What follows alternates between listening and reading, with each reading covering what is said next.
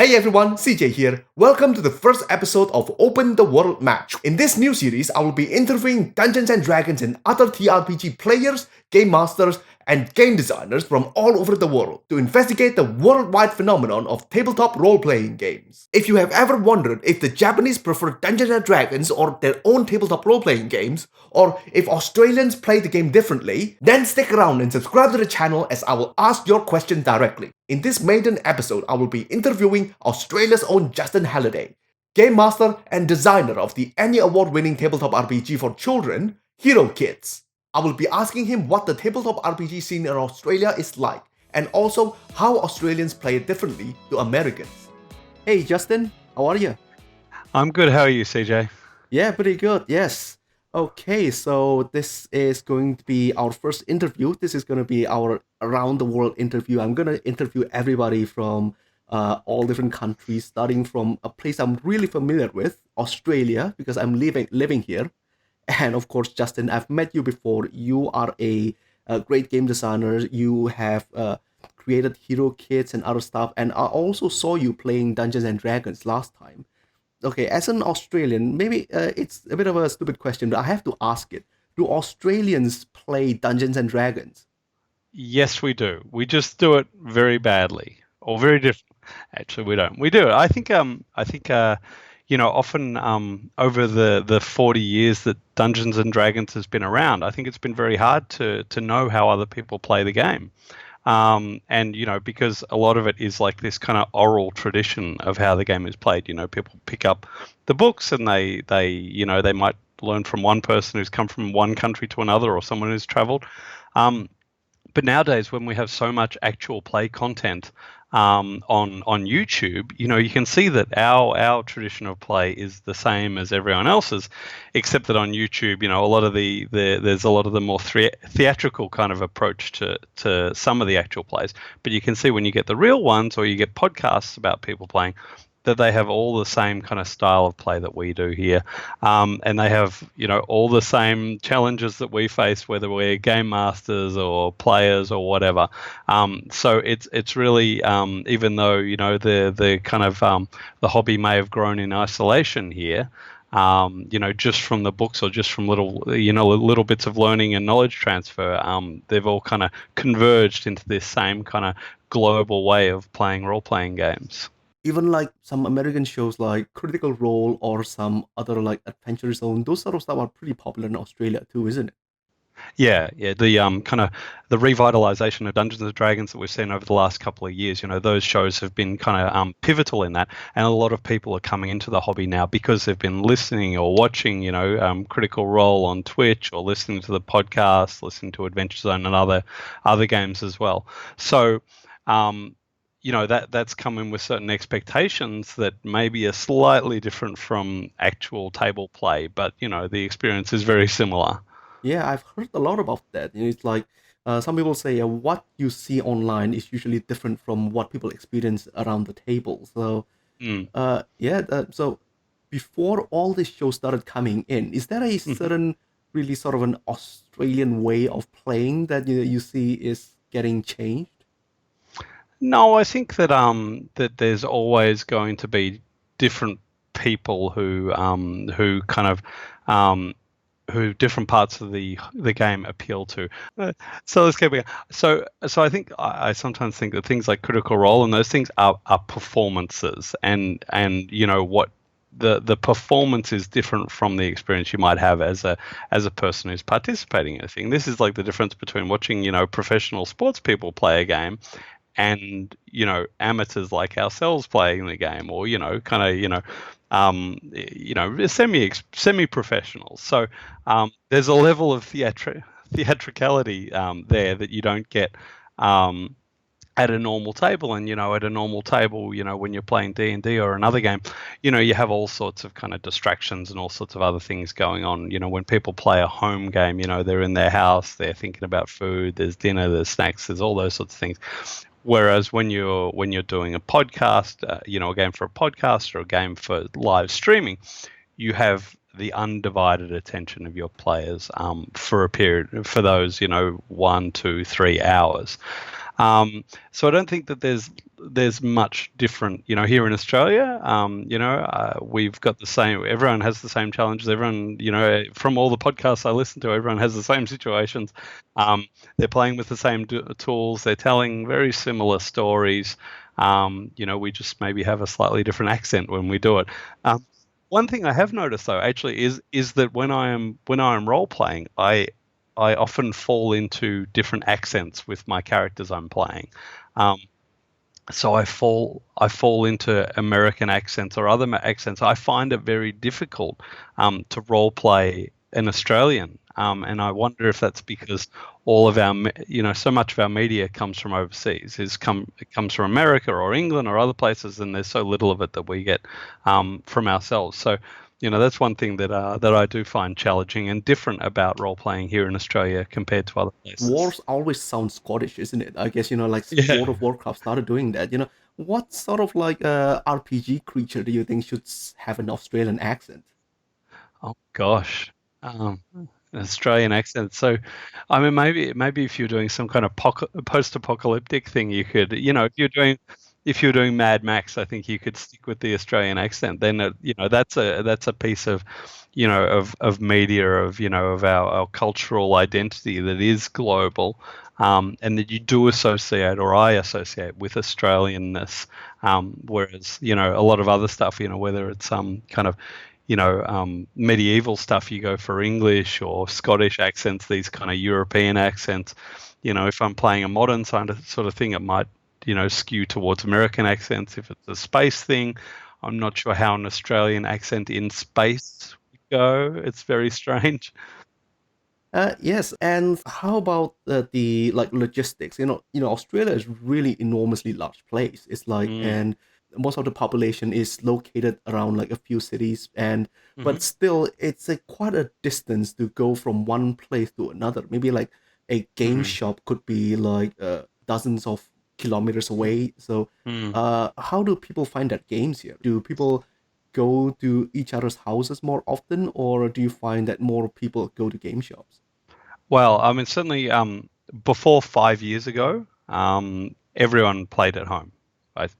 I think, and then with the kind of introduction of organized play through the Pathfinder Society, and the Dungeons and Dragons Encounters kind of program, um, which probably are a bit more than 5 years ago now, but in that kind of time period, they started to see people playing at game shops and at other kind of organized locations, aside from conventions, obviously, where we didn't even have. Well, we have a bunch of smaller conventions, but not like PAX that we've had now for the last 5 years, where there's a lot of play. Um, so before this period, it was predominantly home games, and that's when you would meet people at school, at university, at work, and you would gather together a group of friends, and acquaintances and randos, maybe people that you've met somehow, and they would you would bring them to your house and you would play a strange game together, once a week or however often you play, and yeah. Well, it would. I mean, in the bush, you might that might be a worry. Um, but certainly we met through organized play, and that was one of the things that I wanted to, when I started designing role playing games, I wanted to get more involved in the community aspects of it and have more opportunities to play games. So I actually, at the time, a friend of mine had started a shop up, and I thought, okay, well, maybe we can do organized play in the shop. They were looking for activities to do, and we'd played. This was after the period of where Magic: The Gathering had been hugely popular, and had almost killed role-playing games for a period of time. And then sort of Magic had kind of the high tide was starting to recede a little bit. I mean, it's still hugely popular. Let's not take anything away from it.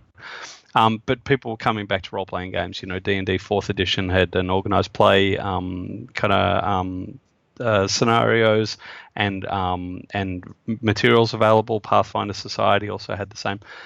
So I offered to set up organized play at the shop, and this was they got the materials off Wizards of the Coast, and we started building from nothing at the Games Laboratory.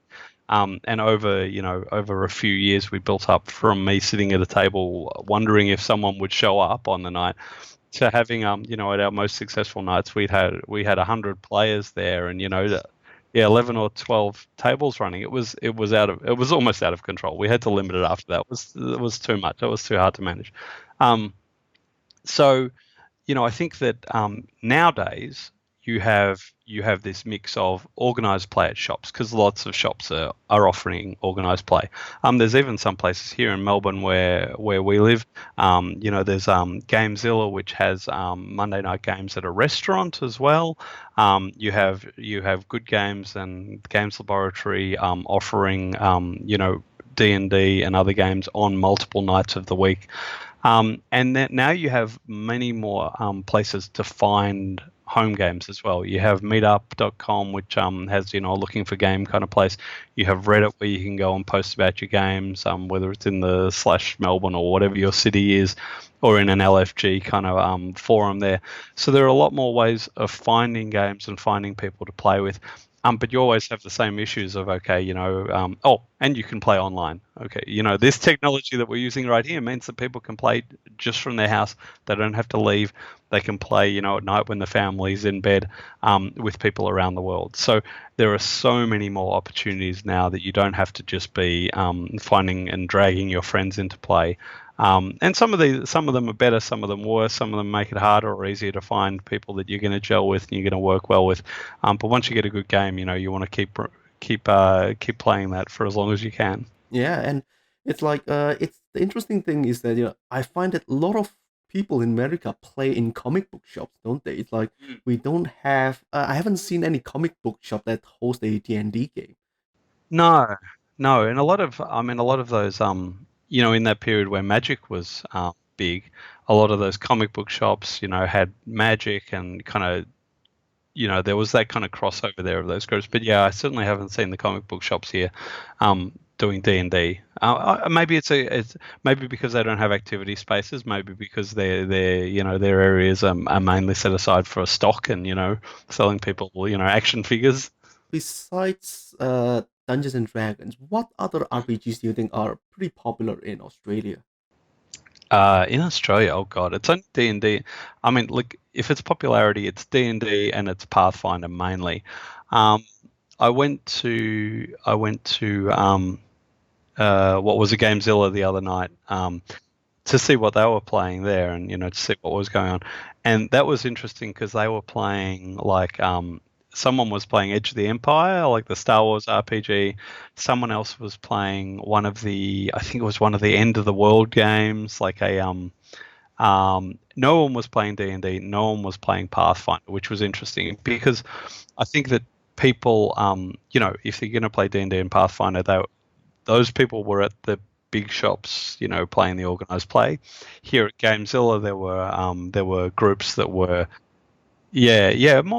seeking out different experiences, and that was really interesting. That they were playing their own kind of homebrew stuff as well. So, but that wasn't, that was like 5 or 6 groups there on the night that I went. So, I don't think there's anything particularly different about the Australian role-playing game, market than anywhere else. 90% of people are playing D&D and Pathfinder, and right now, probably 60% of them are playing D&D.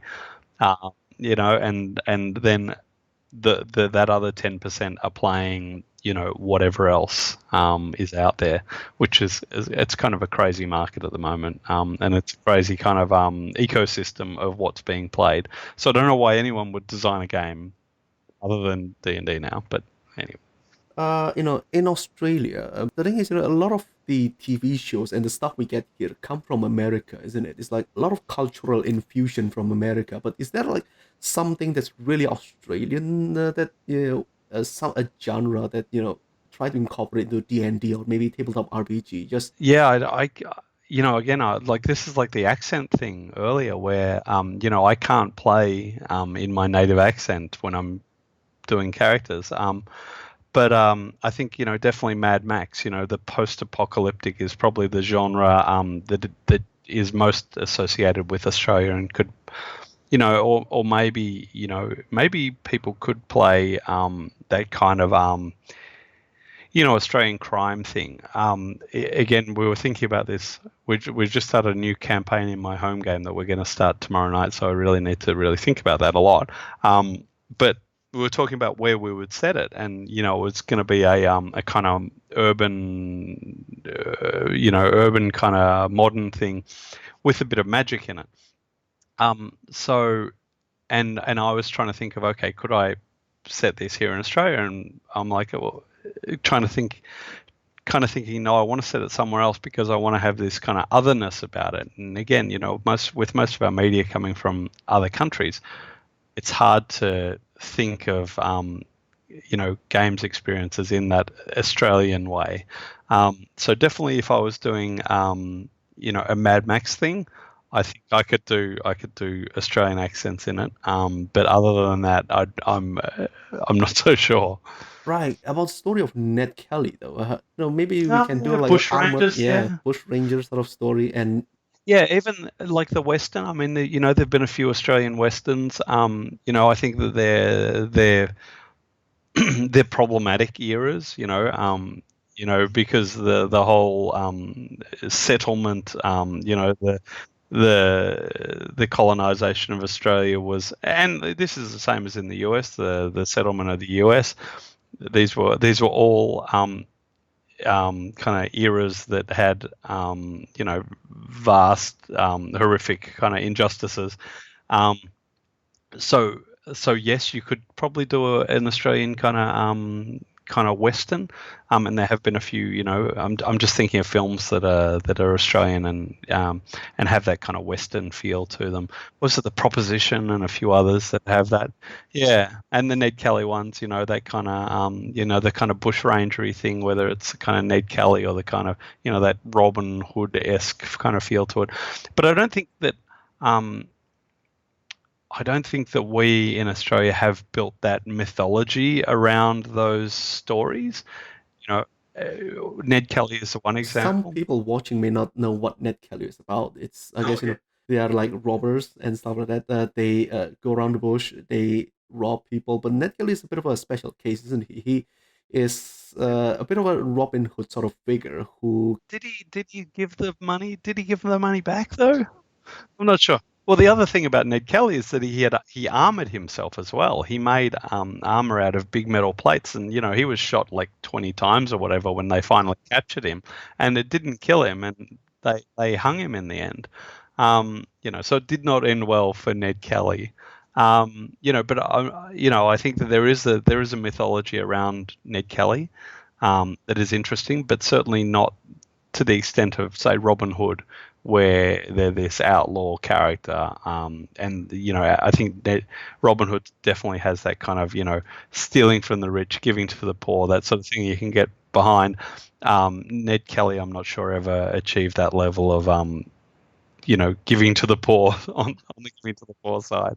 yeah. But I think that's an Australian thing about that Australian standing up to authority and injustice and those sorts of things, which does come through in Ned Kelly, which is sort of there in Robin Hood as well, where there's the corruption of the police and, the righteousness of standing up to the police. How old do you think children should start playing Dungeons and Dragons? Probably 10, I reckon, around 10.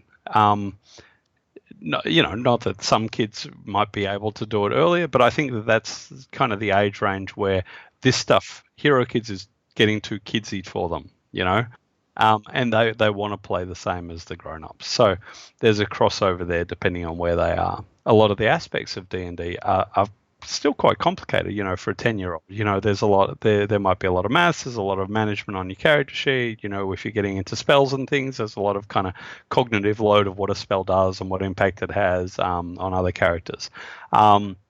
And there's a lot of planning you have to do for your character as well. Do you have any tips for people running a game for kids? So there's probably three easy tips for running a game with kids. Their attention spans are way shorter than adults. Adults will play for 3 or 4 hours and, self-manage our energy levels. Kids maybe will play for 1.5 hours at a time. Younger kids a bit less. older kids, into the 1.5 hours. But even my daughter, 1.5 hours starting to get a bit toey and, needing a break. So that's the key thing. Don't play for too long.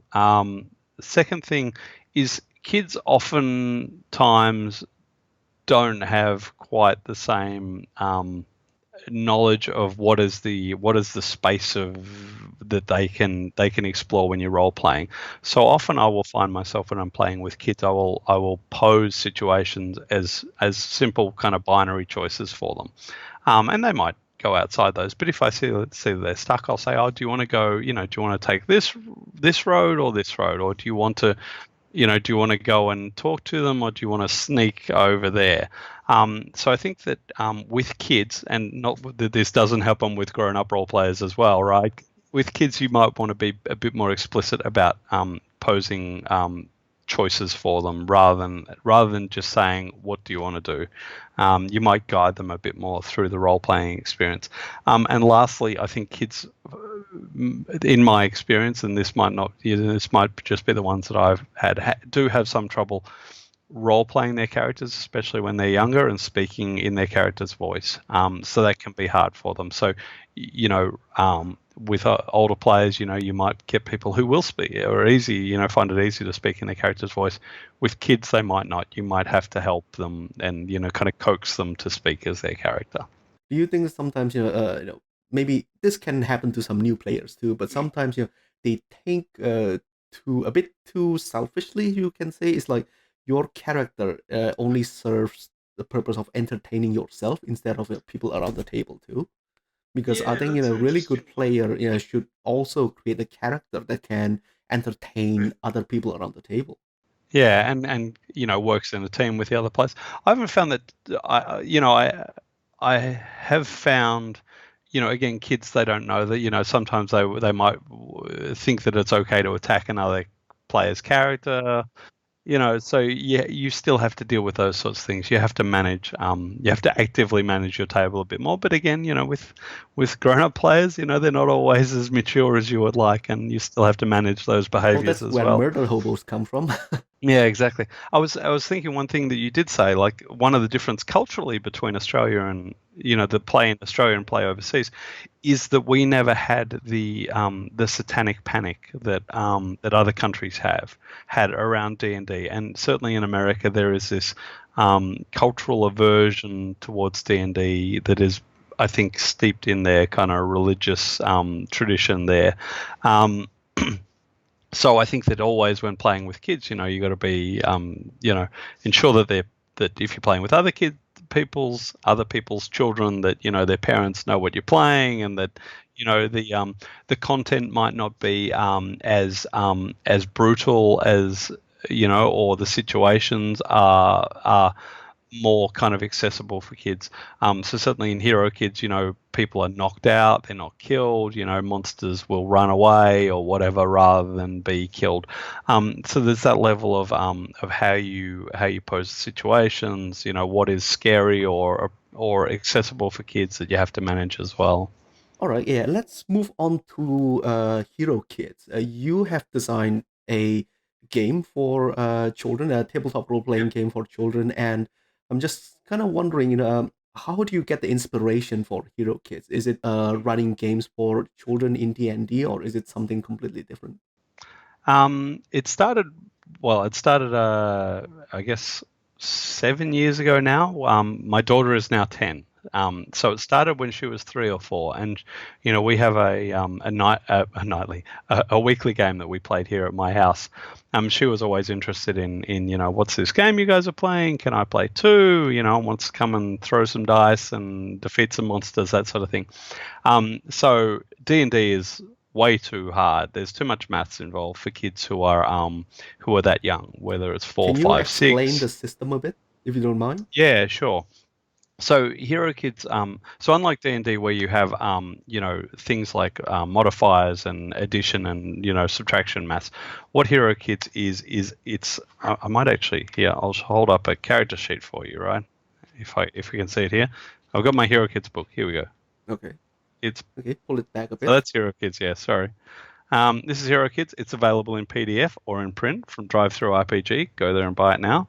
There you go. There's my plug. So the idea of Hero Kids, if we can get this to actually not be completely overexposed, I'm just trying to get the exposure right. There we go. So you can see here that on the side, this is what's called a hero card. It's like a character sheet from D&D or another game, and basically the idea is that each character has only 3 attributes. This is like their strength up here. This is like their agility, and this is like their kind of magic or intelligence. And then they have an armor rating, and they have down here is their kind of health. So my goal with Hero Kids was to boil down D&D to really simple components. So each of these attributes, for example, simply has a number of dice associated with it, 1, 2, or 3 dice, depending on the character. And then each character only has, basically 3 health in it as well. And then over here, the characters might have a couple of skills. So they might be good at talking to people, or they might be, they might have some item they can use, and they have a couple of potions as well that can heal them. And the other side of this character sheet, I'm not sure how well we'll be able to read this, but basically they have a few different combat abilities they can do as well. They have like up here is a normal attack.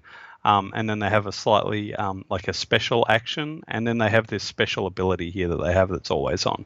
And the idea of Hero Kids is that it's a game that kind of grows with the child as they're playing it. So when they're young, the 4-year-old, for example, wants to play the game, they know that their character, when they want to attack someone, for example, they just roll a couple of dice. And it's a really simple system. They roll 2 6-sided dice, or however many 6-sided dice. The enemy rolls however many 6-sided dice the enemy has in their armor, and whoever has the highest dice wins, and if they're equal, then the attacker wins.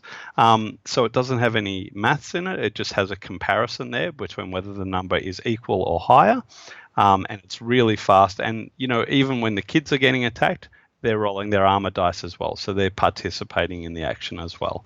But then as the kids get older, they might start to explore these other special actions and these bonus abilities, so that as their kind of their cognitive abilities grow, they can start to think about strategies here. So, I just released a new Hero Kids adventure just last week, actually.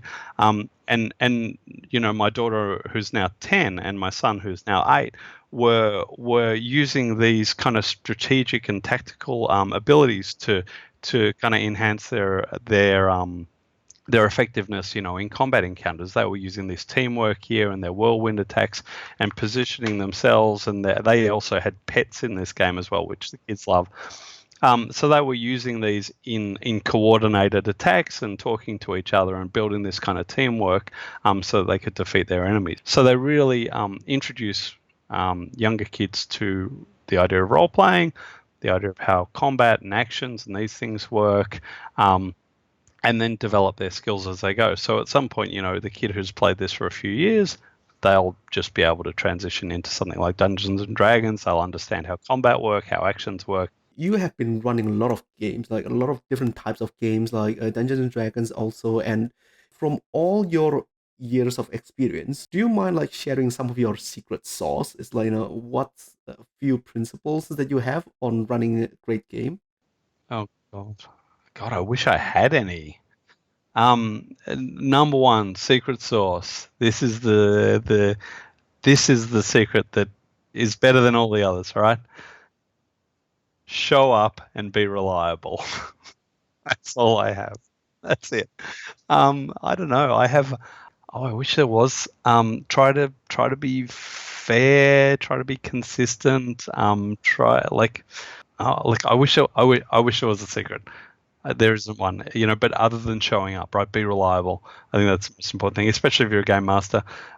Players can be slightly less reliable, but the game master has to be reliable, has to be dependable. Before we end the interview, is there something that you want to tell people, or a message you can pass on to others if you want? Now I've got my daughter on there. No, I thank you for having me on the show. I think that here you go. I will plug my products. Here you go. Here's my new products. This is, let's try this the right way. This is Hero Kids. This is for kids. This is Forge Engine. this is for grown-ups.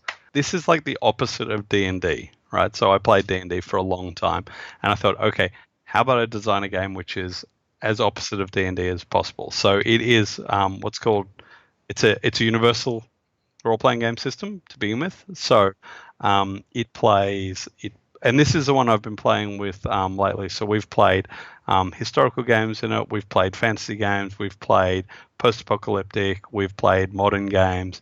We've played sci-fi with the same engine. To the extent where we played a game where we started the game as World War II kind of resistance fighters. And then we took those same characters and we sent them back 2,000 years into ancient Rome. And so the game is designed so that the kind of engine, the way the characters are, they can transport between different time settings, different periods. The skills all still work. The equipment still works. So it's really robust in the way that works. So the way it's different from D&D is it's an attributes and skills based game. So it doesn't have classes. You just do class builds, and it doesn't have the probably the key part of it is the different action economy it has. So in D&D, where you might have your main attack action and your move action and your minor action, Forge Engine uses what's called an energy pool. So if you're familiar with something like the Fallout games on the Xbox or PlayStation or whatever, how you have different action points, this has an action pool. So it's like the anti D&D, as I say. Where D&D is all structures and kind of safety railings. This is you make your character yourself, you build it yourself. So I just released the book of this. The PDF is up on Drive-Thru-RPG. It's free at the moment, but I'm not sure. And I'll put the link in the description. Yeah. Yep. Yeah. So and this is as I say, the one that I've been playing with for a while. I've played a lot of D&D, and I came to be. And I played all through the D&D 5th edition playtest, so all through that, and and all through organized play, and so I'm like, okay, I think I'm done with fantasy D&D for a little while. I want to play some other stuff, and so that's the thing that really interests me at the moment. It's like, okay, what are these different? I love post-apocalyptic, I love sci-fi, I love modern settings. And it's like, okay, what are these? What are these new stories we can tell that are interesting, and what can we explore in these new stories? Yeah, I mean, when you said you like sci-fi or something like that, is there a genre that you really feel like playing, or you really want to create? I don't know. Are you gonna divulging too much of your secret, your next project, if you're gonna say? No. I love post-apocalyptic, but my players do not. I think it's a genre that can be very challenging for people. If there's kind of the zombie aspect of it, which is very easy, but in post-apocalyptic games, it's more about the human condition. It's about what humans are, and it's about how humans behave when they're in adversity. And I like exploring that. My players, the people I play with, not so much. So it's an area that I like a lot. The historical stuff I love. Again, sci-fi is really hard. Sci-fi has, a lot of problems with the kind of flexibility that players have to just leave locations. So you have to put other constraints about them. In sci-fi, you have a spaceship. If a challenge, something comes and attacks you, you just hyperspace away. So you have to put a lot of artificial constraints around players' mobility in those sorts of games that you don't have in fantasy games. In fantasy games, if a dragon shows up, you can't just run away from it, right? Or if an ogre shows up, you can't run away from it usually. So there are all sorts of different challenges that all sorts of genres kind of throw up for us. And that was Australia's Justin Halliday. You can find the games he had created down in the description section below. And here is a warm thank you to my patrons at Patreon. If you like what I'm doing, consider supporting me on Patreon. To everyone who is new, you can subscribe to expand your gaming horizon. And don't forget to click on the videos to open the world map. CJ, over and out.